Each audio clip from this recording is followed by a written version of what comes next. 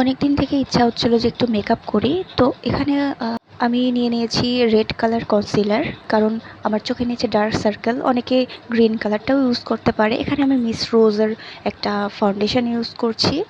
এটা আমি খুব ভালো করে আমার ফেসে লাগিয়ে নিচ্ছি। অনেক ভালো করে ব্লেন্ড করতে হবে। আর আমি কিন্তু হচ্ছে মেকআপ ব্লেন্ডারটা মেকআপ করার আগে ধুয়ে নেই না, ওরকমই নেই, কারণ ধুলে এটা হচ্ছে একদম তেল তেলে হয়ে যায়।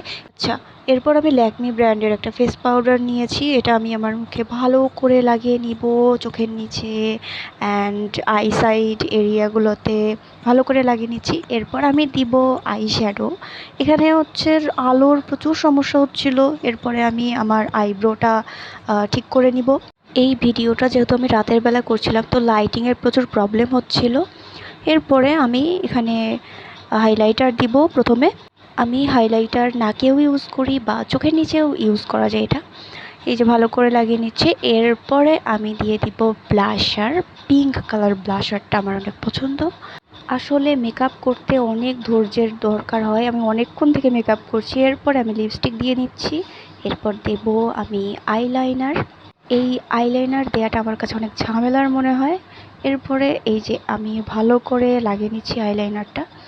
এরপরে আমি কি করব ভাবতেছি। এখন নিব আমি মাস্কারা। আমার কাছে আইলেন্স ছিল, কিন্তু ওইটা প্রথমে পড়তে মনে নেই। এখন যদি আমি পড়তে চাই তাহলে আবার মেকআপ নষ্ট হয়ে যাবে।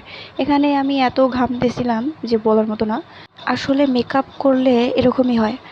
এখন আমি আমার ক্রেজি হেয়ারগুলোকে একটু সোজা করে নেব, স্ট্রেট করব। তো আমি স্ট্রেটনার দিয়ে এটা হচ্ছে একটু স্ট্রেট করার ট্রাই করছিলাম, যদিও হচ্ছিল না, অনেকক্ষণ টাইম লাগতো, কিন্তু কি করার, খুব তাড়াহুড়া ছিল, এই জন্য তাড়াহুড়ো করে করছিলাম এটা। এখন আমি পরছি শাড়ি। এই যে শাড়ি পরাটা প্রচুর ঝামেলা, এটা আমি এমনিতেই পরতে পারি না, তাও কোনো মতো পরতেছি। এটা হচ্ছে ব্ল্যাক কালার শাড়ি আমি চুজ করেছি, কারণ ব্ল্যাক কালারটা আমার অনেক পছন্দ আর ছবিতে অনেক ভালো আসে। এই তো ফাইনালি আমার শাড়ি পরা, মেকআপ করা সবই শেষ। আমার এটা ফাইনাল লুক। যদিও মেকআপটা ভালো হয়নি, তাড়াহুড়া করে করেছি অনেক, তবুও কয়েকটা ছবি তোলার জন্য এইটুকু কষ্ট করতেই হবে।